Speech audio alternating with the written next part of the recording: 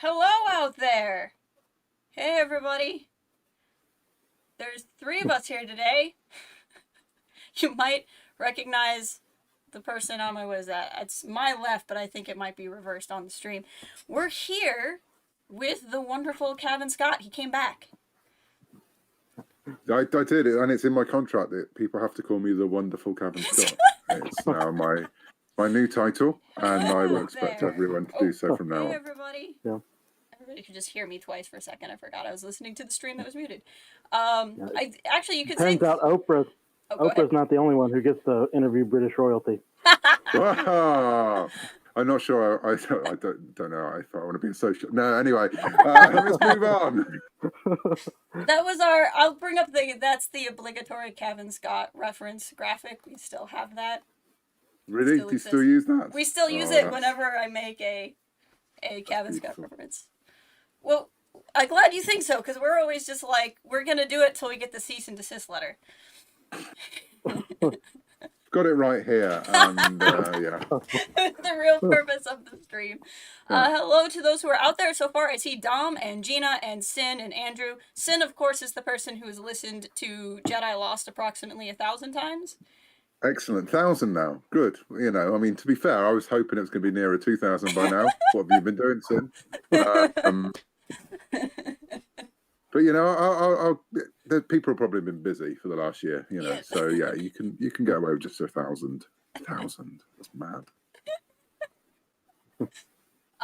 We'll going off of our list of questions. I wanted to start with the most burning one for you, which is, of course, when do you sleep? There is a quote from Doctor Who, which the Doctor turns around and says, "Sleep is for tortoises," and I don't know what that means, but I don't know. I do sleep. It's not always for very long every day, but yeah, it's been this last year has been seemingly busier than others, which is ironic, really, considering what we've all been doing. Right. Every couple of days, I feel like there's a new announcement, so it's pretty cool. Yeah, I haven't had one for a few days. I'm feeling quite left out. I have to come up with something. Obviously, I think everyone's super excited about High Republic, but I figured if we get to High Republic, it will commandeer everything. So just to have some kind of fun chat. Since we last talked, all three of us have been to the most marvelous place in the world, which is Galaxy's Edge. We have, yes. So, what was your favorite part of the park, and why was it all of it? Getting him. Oh, it was that entire day was crazy. So we'd done the launch for High Republic, and then we did a day of meetings, and then we went to Disneyland to have a day. Well, day off, but we ended up working all the way around as we were discussing stuff, and that's when I pitched the Jackson short story from a certain point of view on Thunder, whatever it's called. What's the ride? Thunder Mountain. Thunder Mountain, yeah. You pitched your back pop story on Thunder Mountain? As we were queuing for Thunder Mountain. Oh, okay. But so yeah, it was.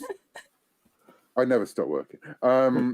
Yeah, it was just so surreal. And then obviously the surreal thing about a couple of days later, I was back on a plane to the UK, and then the world closed. Right. So it was just that really odd thing of going, was I at Disneyland a couple of days ago? Was it? Did that happen? Right. Or was it just some kind of fever dream? I was very upset that the Haunted Mansion was closed when I was there. That was very, very upsetting for me, because I think there was don't tell Lucasfilm, there was a tiny part of me which was more excited about going back to Haunted Mansion because I love it so much. But obviously I love Batu as well. But yeah, it was all in rafters, which was very upsetting. But yeah, no, Batu was just incredible, and Rise of the Resistance is just one of the best rides you can ever think of. So good. Yeah, I mean, it's just so we're on there with Mike Seglain from publishing, and he was just watching our reaction, because obviously he's done it before, and I think he knew what our reaction would be. But he was just waiting to every time something happened, he was waiting to see what our reaction would be, which was great. Yeah, it was really good fun.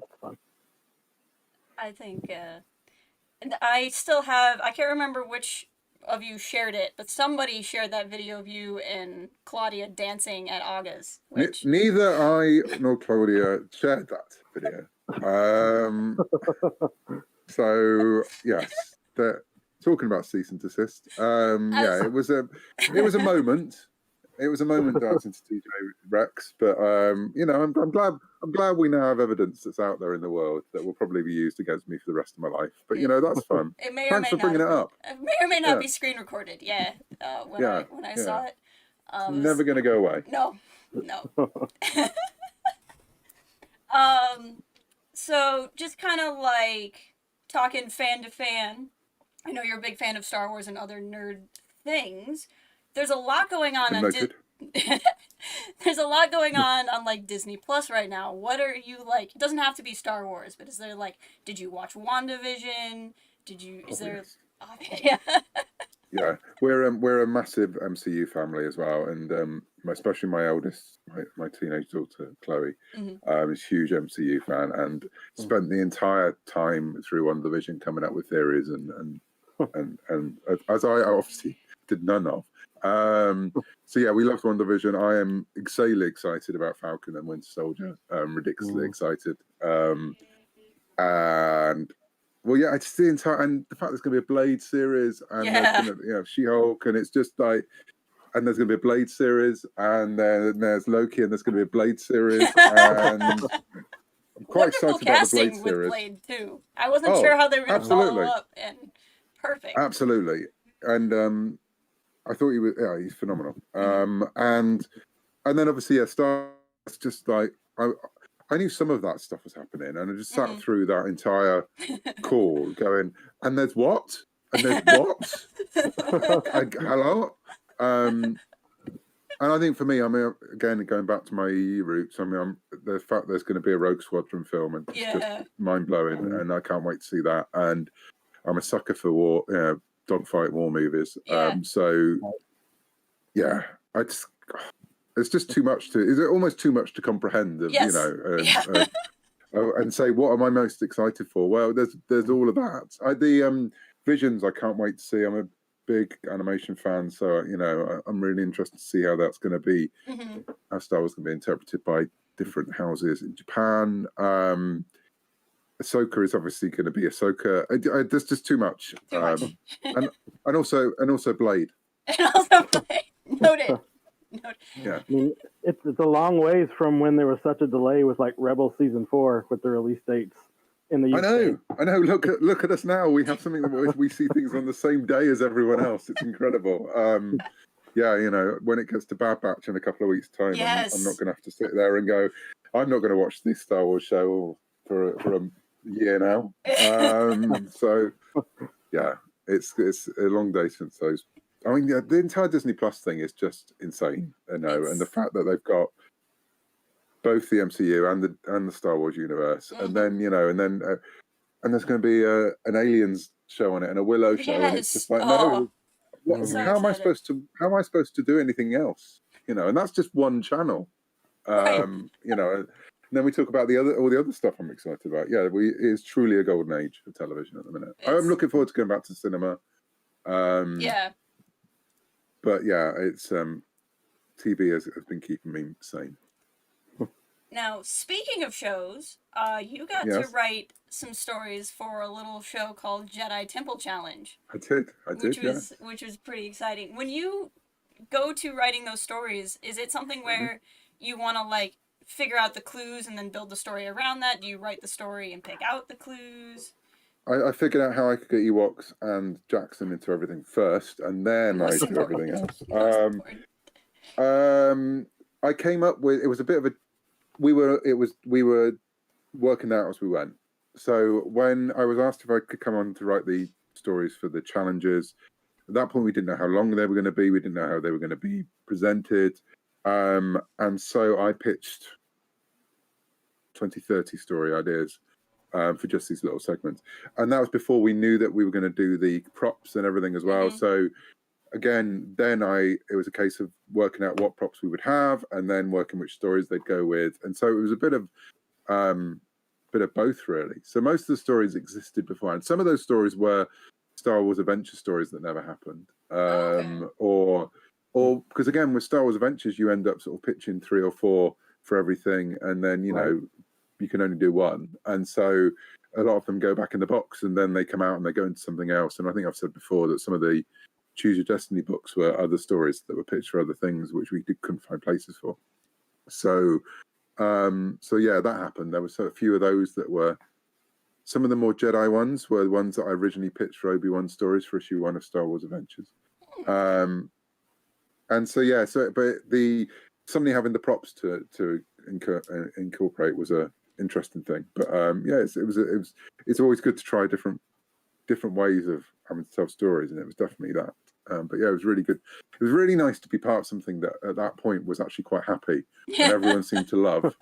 And not many people were shouting about it. So I will hold on to that memory, and I will hold it close to my heart for all time to say that once it did happen. We had the follow-up to From a Certain Point of View, which was really exciting for the Empire 40th. I can't imagine how you came up with the character you decided to write. Did you also consciously want to do something that was like lighter in tone? Because I mean, going off of your Obi-Wan one in the first Fact-Pov, which was wonderful but also brutal, this one was a lot more lighthearted. Or is that just the nature of Jackson? I think the nature of Jackson, I don't think I could go really angsty with Jackson. I mean, I tried to get a little bit in there. I tried to make it a bit more, little less Looney Tunes. But I think because people going, I'm going to be heartbroken by Cavan Scott. I go, you might be, but probably for different reasons. And I don't know, because I wasn't even expecting to be in that volume. It was, I mean, I pretty much sort of barged my way in and went, can I do this? And not expecting to say yes. And it is absolutely to say sorry to that 8-year-old boy who went to the cinema who, expected to see Jackson on screen in Empire Strikes Back and was going, well, where is the rabbit? So now I know exactly where he is in the action. So, by its very nature, it was going to have to be a bit more cartoony. But I said I tried to at least give it a little bit of heart, because I always try with my Jackson stories. I don't want it to just be he's a goofy rabbit. He is a goofy rabbit, and it did give me the chance in canon to say, you do realise that Akbar's a fish, don't you? Which has been, and I love the fish. He's forever near me. But he is a giant fish, and he's in charge of a fleet. Therefore, you can have a rabbit who's in charge of a really dodgy ship. That's true. It did give me that moment. I can finally put those words into Jackson's mouth and just going, there's spiders over there. No one cares about them.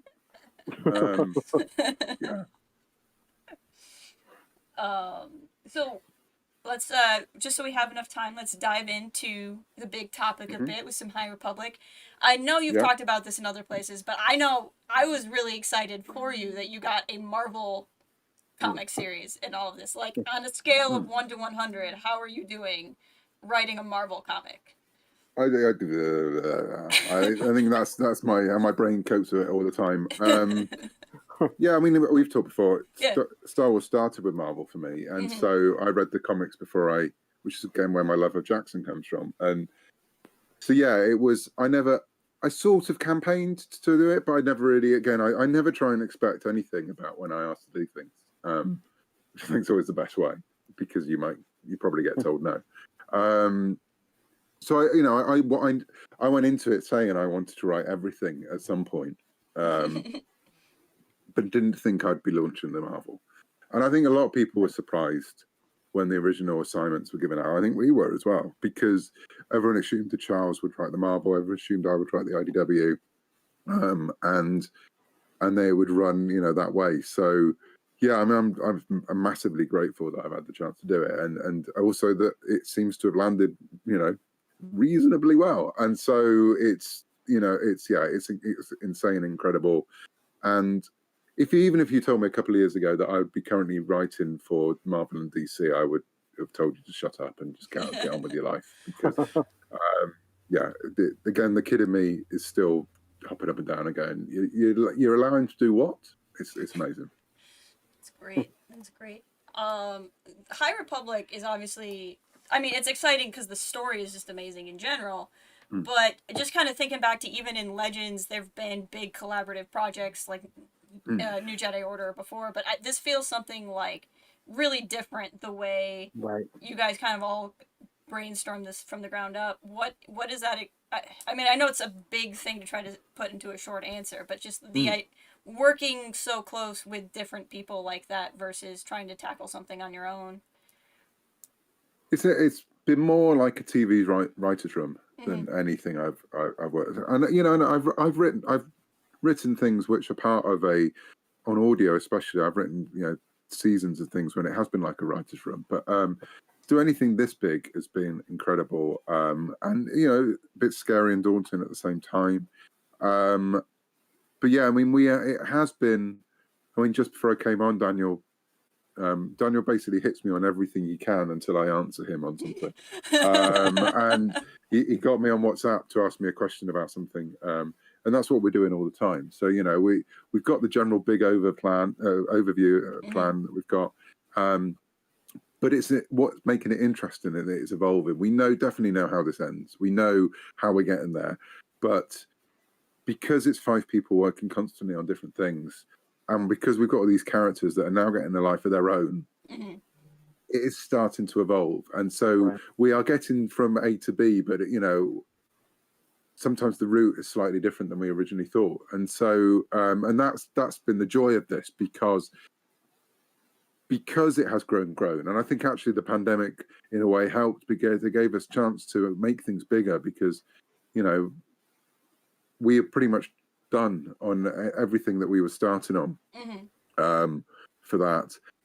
But because there was the pause, we could take a step back and see not so much redo what we were doing because that was happening anyway, but we could open it up and we could, so things like the Titan stories for Insider were always part of it. But we hadn't had time to even think about how they would be involved. And so it gave us the chance to think,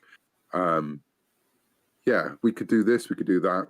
It gave a chance for other people to want to get more involved as well. So we did the launch and the launch was a huge success that opened the door for other people coming to us and going, oh, so you've got that for Del Rey, you've got that for IDW, what have you got for us? And so the High Republic became bigger and bigger over time, and things like the animation for YouTube, it was all, those are great. It was all things that came out of the fact that we had a bit more time. And so, and again, I still maintain that one of the best things that ever happened to us was The Mandalorian season 2, because that last episode when someone made an appearance because suddenly people saw a Jedi on screen and not just any Jedi. And, you were going, look how cool Jedi are. By the way, here's some more. And so, and let's say we would have been out 6 months before that or whatever. And so I think the Force was working in the right way that day. And so I think it all fell into place. And, I know there are people who have read into a lot of the situation and and invented all these narratives. But for me personally, as I say, I will go up and kiss Jon Favreau and Filoni when I see them because I think it sets out the door with such a great way. That's wonderful. That's wonderful. With writing, this is something I always find interesting, especially, and it's got to be more especially with a collaborative process, because obviously what you write in multiple drafts. Do you ever struggle to remember, like, okay, did I do the thing from draft 2 or the thing from is it Claudia's thing from her third draft, or is it like how do you wrangle all of these ideas as they've evolved over time? Oh, I mean, I do. That's the same when you're writing something on your own, but but basically, we're just talking all the time, and there is a big holocron that's full of all the drafts, and so we can go back and we can check, and we're constantly saying, I know I've asked you this before, but does this happen? And also that they're all in flux because they're all happening at the same time. So we're all writing and rewriting, and so there are moments, but that's when we do have editors and we have story group, and we but there is a bit of self-policing as well that we try and regulate what's going on. But it's just basically by keeping talking, and sharing as much as possible. And there are those moments when you have to go, I'm thinking of doing this. Does that stop? Is that bad for anyone? And there are moments when you go, yep. And you go, oh, okay. But those are the moments when it becomes more fun again, because then it's usually you've come up with the easiest possible solution, and you go, oh, I'll just do this. I'll just make it Jackson. And then you say, it's all right if I use Jackson. And someone says, no, because I'm using him over here. And you go, oh, we're not using Jackson. That's, you have those moments when, Justina will go, no, I've got the rabbit today. And you're like, oh, and you can't have the rabbit there because the rabbit's over here. And okay. But then when you come up with the best solution. So that is the part of the process that I really enjoy. Right. Just without the Jackson bit. I mean, I'm just sure to make it totally clear. Well, yet I'm sure you're working on a way. He can't be around. He's not that old. Star Wars is about family, right? I mean, and I know that's one of the things that Jess is interested in too, is because like we've seen Lena Graff, right? Yeah. And like that seems to be like a pretty obvious connection that sort of suggests this idea of like family and legacy and things like that. I mean, that's the fun thing about doing this, and I think actually the Lena name came out. I don't think I was in the room when Lena So was first mentioned as a character's name, and then when I came in, I went, "Oh, but there's Lena Graff," and they went, "Oh, yeah, there is," and I went, "Well, that's fine. That's who Lena's," because that's the crazy thing that people forget is that people have the same names, So it's like you can't have there's obvious things It's very odd. If you had another Luke in Star Wars, it's there's a long shadow there. But there might be two people called Akbar. There probably, but it's like there would be surname, but there could be two people called Han. At some point in the thousands of years of the Republic, there would have been another Han. And I think we forget that somewhere along the line because we like going, oh, we have this character, we have that character. But I like the fact that people would be named after people, and the Graffs as a family. Of the stories we've been telling, there's really interesting stuff about where they come from and and who they are, and so it'd be really interesting to explore that at some point. And so I just thought it was a nice little link in. So it was one of those moments when originally I went, oh yeah, but we got this character, and they went, oh, I went, but that's fine because of this, and so that's when it all works. I think this was. Django, I think you actually were the one who kind of came up with this question, but to talk about your story specifically now, Cavan, we have Master, is it Skier? You had like how much, you have Skier. Skier, you need to put a lot about Skier. A lot in there. It's kind of interesting because, we have, Star Wars has a long history of people losing limbs, but now we have somebody who can grow the limb back. So is there... Well, I think it's good that we start with a limb being lopped off. Set the stage high. So that was a moment where originally, as everyone saw from me, concept art, he had two arms, and so it was only when we were working on the early days of developing the Marvel series and Light of the Jedi that I said to him, Charles, can you do something to Skier, please? Can you leave him in a bad way? So when we meet him, he's been through the ringer, and so he said, well, can I take an arm off? I was like, of course you can, because it's Star Wars. And the joy of Trandoshans is that they will regenerate and they will grow back. So but there's obviously much deeper scars to that particular Trandoshan going on than just a missing arm. But it's a good outward sign with him that there's something going on behind the surface.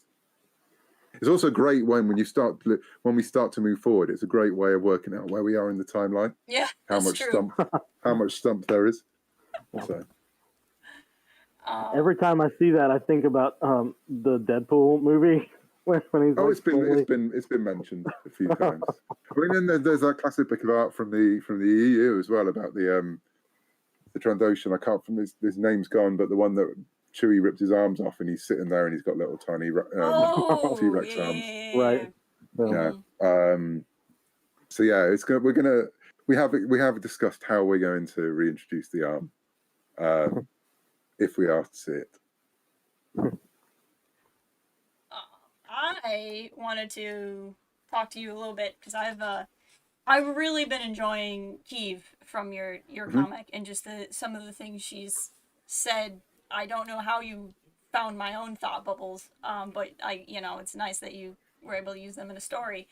But I really want to talk to you because you've talked online before about the idea of imposter syndrome, which is something I really connect to, and it's what is it like trying to approach a Jedi who it feels like the belief struggle that so many Jedi have, it's less in the Force and more in herself, like a more of an internal struggle. Yeah, I mean, I think, isn't that the same for any Jedi? I think any Jedi we've seen had a crisis. It's all about themselves, and it probably should be because they're characters. But yeah, I mean, Kiev was in my very first pitch, what became the High Republic, and she was actually quite a different character at the beginning, and I couldn't quite make her work. And it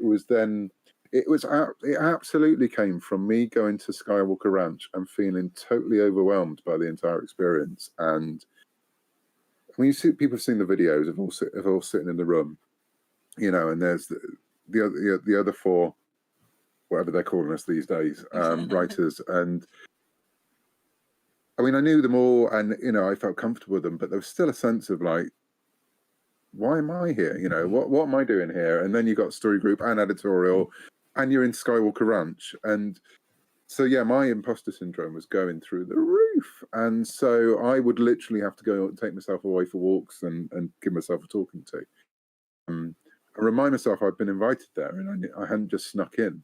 Because you can't, they really don't let you do that. And yeah, and so a lot of her struggle came from that, remembering what that was like, and it did really, Skywalker was amazing, and it's probably one of the most amazing experiences of my life. I also didn't sleep much because at night my head would start going mental, and it would start filling with all these doubts and go into spins. And so I was trying to tap into that with Keith, and it gave me she was there, but she wasn't working at that point. And even when I started to write, the swearing came from the first draft. That wasn't part of the character until I started writing it. And so, and one of the first scenes I wrote for her, I think there's an issue that has never, there's like an issue that I wrote, which I scrapped and started again. And that was when I was going through, she wasn't feeling right, she wasn't working. And then the first issue I wrote, which became issue 1, with her in her new form, one of the first scenes was her meeting Chris and having that sort of like, that moment from, it's a dreadful film to bring into this conversation, but from Love Actually, which we end up watching every Christmas, when the new person meets the Prime Minister in 10 Downing Street and immediately swears and then can't stop herself swearing. And it was that kind of, it was only after I wrote it I realised that was the scene I was using. But it's that kind of thing. It's like, she is in awe of this person, and because of that, it's just saying the first thing that flies out of her mouth, which is a swear word, and she knows it's really probably not a good idea. And so that entire scene was her beginning again. I think it was, because I said there were versions of her before, but they didn't quite work, and she just wasn't very pleasant when I first tried her, because she was just a bit snarky, and yeah, the sort of self-deprecating side of it, which again, there's a lot of being a Brit in there, especially of being a Brit in America, and going to conventions and just being like, what am I doing here? How can I do this? And trying to appear on the surface really confident, which means you either say nothing or you say too much. And I think that's what I've been trying to do with Kiev, that she either clams up and doesn't say things, as we see in issue 2 when she should have asked more and she doesn't. Or in issue 1 when she just talks and won't shut up, and people keep saying to her, "Have you done? Are you finished?" Because it's just her babbling, right, and filling the silence, which is probably what I'm doing right now. No, I really have enjoyed. I was gonna say before we started, but like right now, my phone wallpaper is the shot of the hug from the most recent comic. Which I will not, I guess it's new enough, I don't want to spoil it for people, but like that moment hit me I was already having a bad day, and I was like, I just like this comic a lot. Well, again, and that's why I didn't want Keeve to be the kind of character who would just be standing there doing cool poses. I wanted us to love her as a Jedi because she could connect to people, and the fact that she doesn't really realize that's her gift. Yeah. And she sort of says in that issue, "Oh, great, I've got a partner. Why does this keep happening to me?" And I love the fact that you can have Jedi who are so in tune. Yeah. And we see it throughout Star Wars, especially when you get to the Clone Wars. You have Jedi who are so in tune with the Force and then do not see what the Force is waving in front of their face and going, "Hello there," don't be generals. And with Keeve, it's the fact that the Force keeps going, "Here are annoying people that seem to love you and you're really good with." And what she doesn't, and hopefully it'll be something that she'll come to realize, that she is good with people, and that could be why, that could be her version of what being a Jedi is. And that's one of the things that's so exciting about this era for me, is that we are able to explore what being a Jedi is in a period of time when you're not being forced into being what a Jedi shouldn't be. Right. That's true. That's a good point. I mean, and I think that for me, that's one of the biggest takeaways, just of the High Republic project as a whole, is seeing even literally how these Jedi see the Force, right? Where you talk about it as music or waves or things like that. Yeah. Is there a way that you approach that, like a way that you think of the Force as somebody that writes these characters? I don't know. People do ask me, how would you see the Force? And it's not something, because I don't really know what it'd be like to see the Force in generally. But I mean, I know what I'd like it to be like. I'd like to be a bit more like Bariaga and see it as nature and a huge forest. But again, that's because when I know that would be what would center me. It's really I think for me, it's been the constant battle with this of trying to get Jedi who are believable without just being superheroes and being, able to do everything. And the fact that, they're not going to get everything right. Even the ones that might say on the box, they get everything right because no one ever does, And I think a lot of people have jumped on it and gone, "Oh, they're all too, they're supposed to be perfect. They're supposed to be the pinnacle." It's like, it doesn't mean they are. It doesn't mean they're always going to get things right. And yeah, absolutely, they're supposed to be the pinnacle, but that's because they've never had to face anything. And so that's why I found it really interesting. We said on the launch, this is a group of people who have been very good at their jobs. So the galaxy is at peace, but still haven't noticed there's stuff going on, because no one is that good. And I think that's what I like about the Jedi, is that they're not gods, nor should they ever be. Right. Because they can miss stuff. And just because you can read everyone in the room doesn't mean you are. And so that's definitely how I've been approaching the Jedi, and I know a lot of the other group are as well. And yeah, for me, Keeve's at the center of that. And one thing I would like one day, hopefully, that Keeve will understand, is that everyone else in the room is feeling the same things as well. They're just at very, like all of us, they're at different, they can handle it in different ways. And I think that'll be part of their journey as well. Right. I'm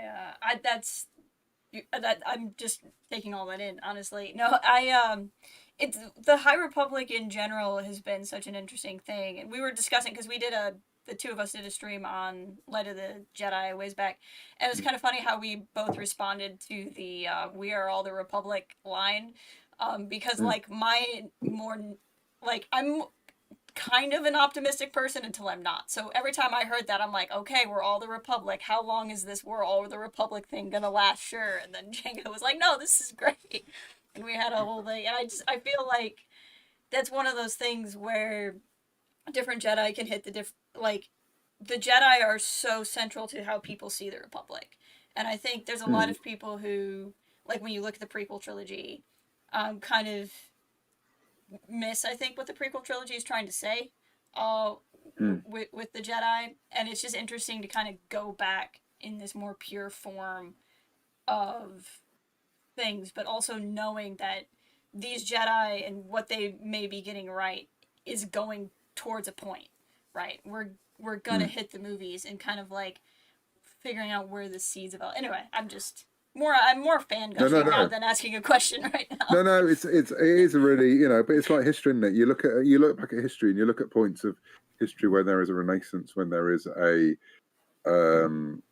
developing of humanity, and then that round the corner something's going to happen. And I think that's what makes it gives you a chance to step back and think about what it is to be human. So so you can think about the 20s when there's optimism, when there's there's lots of other stuff going on as well, but that the 30s and the 40s are coming. You go to we've talked a lot about Camelot in the 1960s, for this project, the American Camelot, and that sense that for a lot of people in the 60s, not all by any means, it was a time of massive optimism, and and we're going to be on the moon, and we're going to be doing all these things, and then what's coming, and so you because how history works, you can explore the truth of what the individual characters are feeling, because you are looking at it with hindsight. And the great thing about Star Wars, we know from the beginning, it's a long time ago. All this stuff has happened. This is history.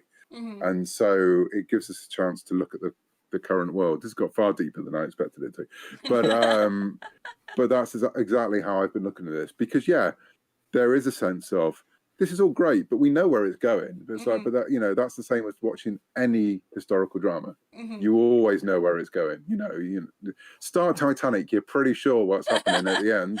It'll take you a while to get there, but a very long while. You know what's good. That door was big enough for two of them,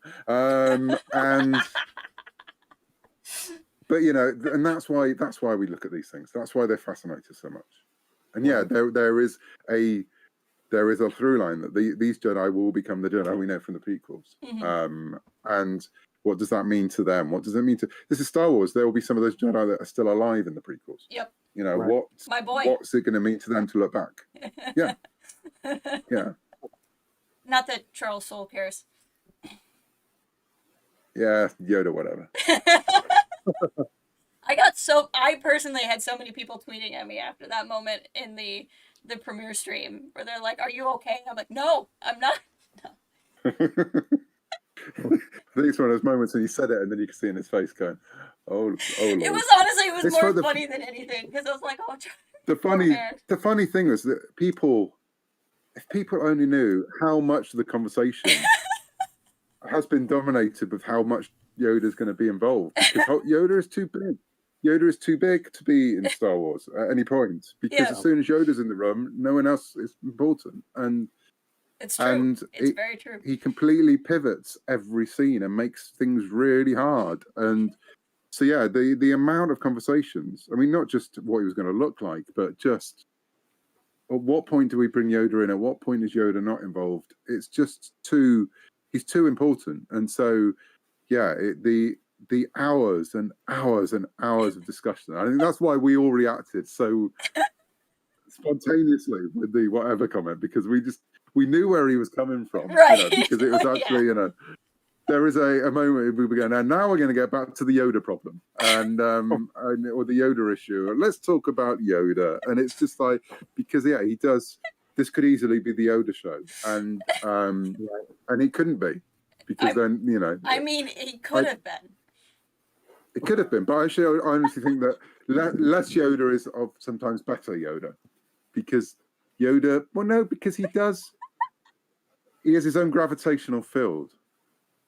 See, the funny thing is, I think Yoda would agree that yes, less Yoda is better Yoda. Yeah, which is why he's absolutely on doing what he's doing in the High Republic. Yep. He's been on the council for a while. He's decided that it's time for him to have a little change in his life. Go hang out. And we'll see how that goes. It's off to a rousing start so far in High Republic Revengers, that's for sure. Which has been great also. I love all of it. It's been so amazing. There's so many things I want to get to, and we're hitting close to our hour. I can never pronounce anything, and I feel terrible about it, but the Drengir, is that how you guys have been saying it? Yep. I really chuckled when they appeared because I think I shared the clip with you on Twitter the day I asked you about all the killer plants in all of your works. Yeah. Oh, it's such my trope. And I think we talked about it last time, where it comes from, and the Triffids and the Crinoids from Doctor Who, and that sort of cosmic terror thing of roots and but I didn't mean to add them to this as well. But then Ian McCaig, the great Ian McCaig, blessed be his name, drew a plant monster, and I didn't even think about it. I went, we'll have those. And Wanda didn't think when she made the hex either, Cavan. It just happened. No, and so lo and behold, my first arc in the Marvel there in underground dealing with plant monsters. It just fits my particular way my brain goes. And this is what I mean. I love nature. I'm a massive folk horror fan, and so huge folk horror fan, and so actually, I find a lot of comfort in the countryside, but also it terrifies me to my very core. And so, I think there's something very deep rooted in me that I need to explore. Yeah, see what I did there. But it has made me wonder. There's something else I'm working on. It's got a plant monster, and it's just like, I can't help it. It's like, they looked at me, and I was like, oh God, we're too far down the line now. But it's a different kind. It's a different kind of plant monster. Mm-hmm. I thought it was kind of an interesting connection. You were talking earlier about like the delayed start to High Republic, that kind of, and how that kind of came around. I can't help but feel like, I mean, all of your stories are centering around either the happening of or the fallout of this great disaster, which is obviously different than a pandemic. But we're meeting a galaxy that is changing and having to deal with reevaluating something that they kind of took for granted in a way. And has that kind of impacted where you guys have gone from here, or like how you think about the story, and now that the was interesting because obviously that was only really the first part. It's the MacGuffin to get us into the story. And when we did that panel in February, just before, let's say, the world closed, we obviously Charles had the novel in, it was, they were working it since then, but all the stuff about the lanes being closed, people being quarantined and that kind of thing, it was like, that was all in there, and so it was just very odd that we have to have travel bans, and it was, again, it's the Force working in mysterious ways, and I think that's why a lot of that novel chimed, because it was people having to deal with their freedom being curtailed. And it was interesting. I think that there have been points when we perhaps have pulled back from certain areas we could have gone down, because we were like, do you know what? I think we've all seen enough of that now. We've lived through that enough, so perhaps it will go a different way. But I mean, that was there right from the beginning. So it was just it was a case of life imitating art at that point. Yeah. Well, and it was strange for me too, because like those books came in the mail for me like one of the weeks when I had COVID, and so I'm at home reading these books, and like I started like the first one of the things I read was the Great Jedi Rescue, and like see like that I read that before I read anything else, and so like that was my first High Republic, and like it was just seeing that disaster play out, but also, I mean, especially through the eyes of Buryaga, like seeing that stress, but also like the edge of hopefulness there. Like it really did speak to me in that moment, like when like literally I personally felt like I needed that. I mean, that's what it's been lovely to hear from people, that there is that sense of light in the darkness, which is all part of it. And again, it's one of the reasons in the Marvel comics that, Bartol, the kid, is there very much to be a reminder of why the Jedi do what they do, and it's because, again, kids in horror films and horror stories work really well. But also, he's not a creepy kid, he's there because he is representing the innocence and the hope that Keeve has to protect. you know, while everything else is going on around her. And that was a very conscious decision. And part of it has been the fact that we wanted a Jedi Order where the Jedi would notice people. And then when, you know, and Burry was part of that as well. And it's something we absolutely hit on really quickly. And someone noticed that, hang on, these are Jedi who see people. It's like, yeah, exactly. They hug. They're Jedi who hug. They run better. They hug. Yeah, but when, you know, at least it wasn't that kind of quarantine. You know, these are Jedi who, and not all Jedi will be doing it. You know, it's going to be. I can't imagine Ava Chris hugging yet. You know, whether we'll see that, I don't know. But I can imagine Elzar Mann hugging in various ways. But and then when we meet Stellan as well, will Stellan be the kind of Jedi who will hug? And I think that's again the important part of what we've been trying to do is that absolutely Keith, Burry, they are going to be people. Vernestra would have a real problem of, I think, going up and hugging someone straight away, but would actually absolutely do it. But it's not what she would actually choose to do. Whereas for people like Keith and Burry, it's absolutely their first option. And with Burry, he has to remind himself that people will break. Literally. You know, and Scare's not a hugger by any means, you know, so, but what, you know. Just because of the arm, right? Hug right now. Yeah, it's really, well, you could do one arm. There's a lot of that arm, though, you know, he could really get you as a bear hug there. But we are going to see some flashbacks to them in the past as well. And so you'll get to see the kind of Jedi that Skier, which has always been important to me. You get to see this kind of Skier that Keeve is missing, and you'll see why she misses it. Priest Force.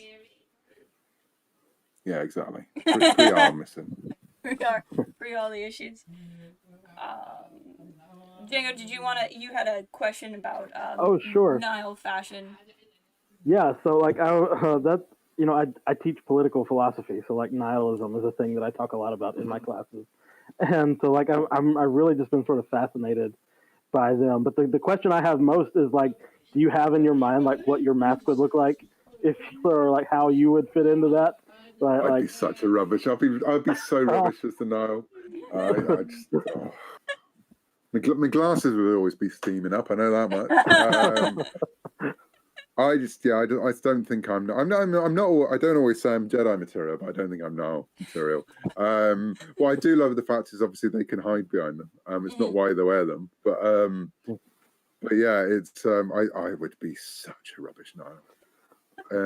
It would be, and also I think I'd be too. My OCD would kick in a bit, and it would be too like that. It needs to be a bit more symmetrical, and yeah.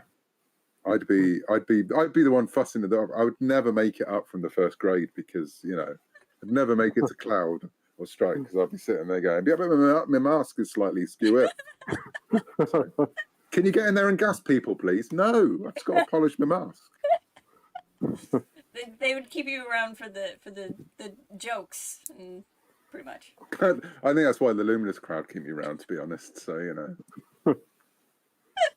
I did have a question on here of who in the Luminous group has the best memes. Oh, Daniel has the best social everything. Let's face it. So Daniel embraces social media in a way that I never expected. I never expected to be on TikTok, and it's largely Daniel's fault. And I'm not really sure why I'm there and what I'm doing. So and how much longer I will be there. But boy, has Daniel embraced that. Yes. That was actually a question in our chat. Andrew wanted to know if DJO was why you were on TikTok.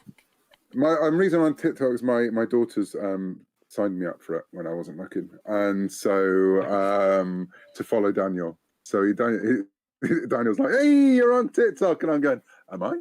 What? No."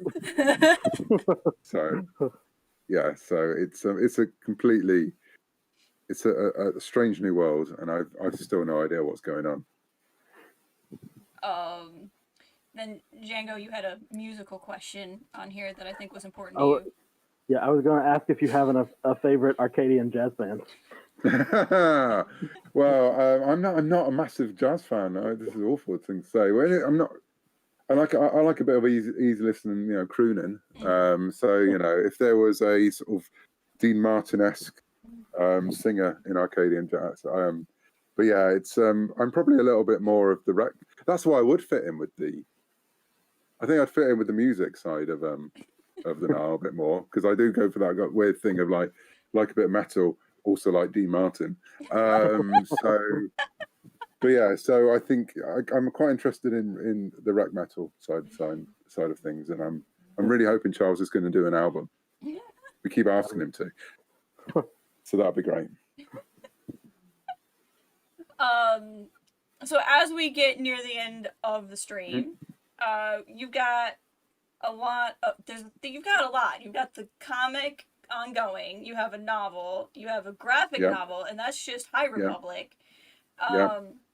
I don't suppose there's anything coming up smaller you might want to talk about, just a cool thing, a planet you're thrilled about, who dies at the end, how it ends, anything?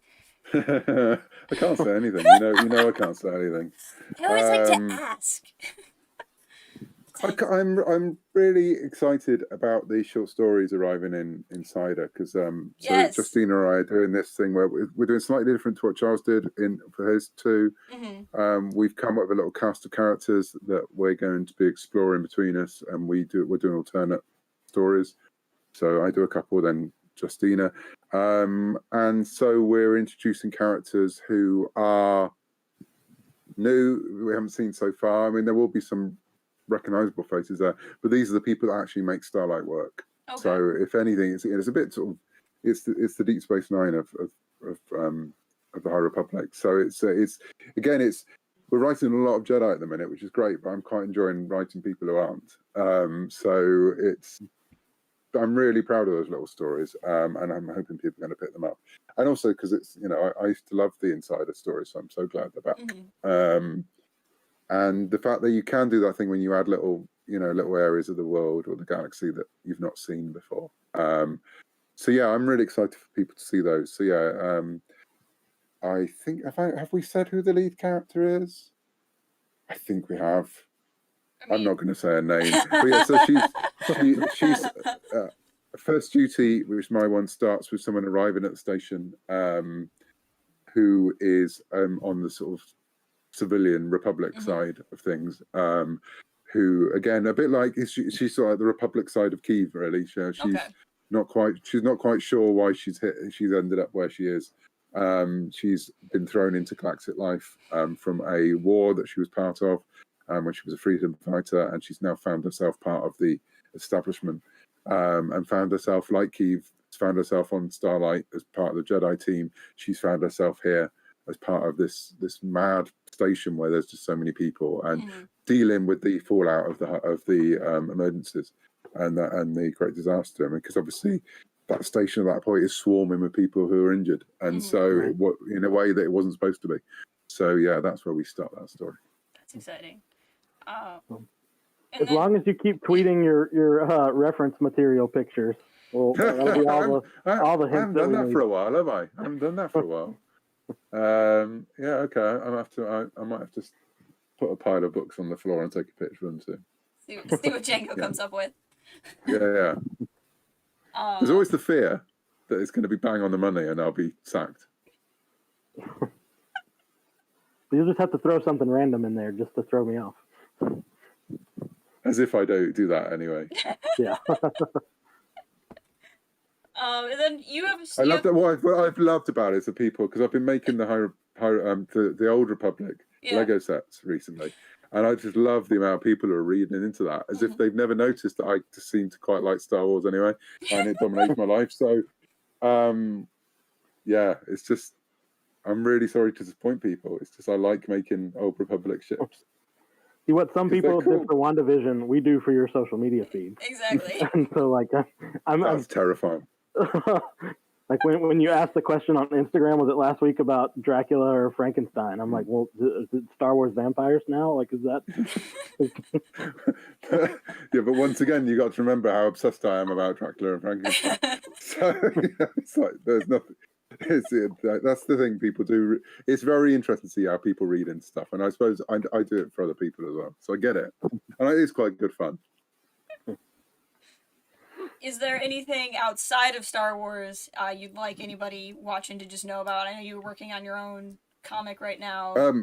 Yes, Shadow Service. Everyone, please go and buy Shadow Service. So if you haven't bought Shadow, if you like the fact that people have noticed that my Star Wars does tend to go towards the horrific horror side of things at points. I am, as we've said, a massive horror fan, and Shadow Service is a horror comic that I'm writing, and Corinne Howell, who worked with me on Vader's Castle on the Han Solo issue, is the artist, and it's James Bond meets Hammer Horror meets Buffy meets Jessica Jones, and it's all about sort of a Mission Impossible team that deal with demonic stuff in Britain and over Europe, MI666, and yeah, we're just coming back this month for issue 6, which kicks off the new arc, and I'm hoping it's going to hopefully run. That's the idea, but it'd be really great if people could pick that up as well. It's a little bit. It's not so all ages. There's a lot of Star Wars stuff. That's all I'll say. And like Kiev, they do swear. Unlike Kiev, they use real swear words. So just be warned. Don't be going, oh, this is the person who wrote Star Wars Adventures. I better give this to my kids because they might have a bit of a shock. I liked that Finn and Poe book. I'll grab this and see how that goes. Yes. Yeah, there'd be I'd like to do I always said I'd never do another Choose Your Own Adventure book ever as long as I lived, but actually a Shadow Service one could be really good fun. I yes, but no, it's a Fall Comics. Go and pick it up. We've got the first trade comes out beginning of April. Issue 6 comes out, which is a jumping on point at the end of the month. So please go and read that as well as all my other Star Wars stuff as well. But yeah, it's a long list of things. Yeah, but you've still got time for for cannibal spies and witches who turn street detectives and all kinds of things and lots of demons. Always got time for that. That's exciting. Well, I think that's where I'm at. I want to say thank you for coming back and hanging out with us. No, thanks for having me. It's always good fun to be here, and thank you for all the love you keep throwing my way and showing that slide of me. That's both daunting and you will be getting the letter from my lawyer later. But it's this channel, you've always supported what I'm doing, and so it's fantastic. Thank you very much indeed. And thank you all for being in the chat. If you haven't, like the stream on your way out. We have things for where you can find Cavan below Cavan there. He's one of the nicest, kindest people on the social media, which is always a pleasure to see. And thank you. And now you can follow him on TikTok. And now, I don't have that on there because I'm the only one here. It's fine. That's fine. Thankfully for you, you're very safe. I'm not on TikTok. I just see your TikToks that Django sends to me. That's how I find them. Yeah. As I say, I still don't know. I don't get it. And I don't think I'm supposed to get it. I'm a 48-year-old man, for goodness sake. There are certain things that my daughter should understand and I shouldn't. That's the way of the world. That's the way it should be. So I know I'm going to be like the dodgy old uncle dancing at a wedding on there. That's how I feel. I mean, there's already I'm not sure. Of that. Yeah. Thanks for reminding me. Oh, Andrew says he's following you, so there you go. That's only slightly worrying, Andrew. That's quite sinister. But thank you very much. All right. So again, thank you everybody, and we'll call the stream here and talk to you all later. Bye. Cheerio.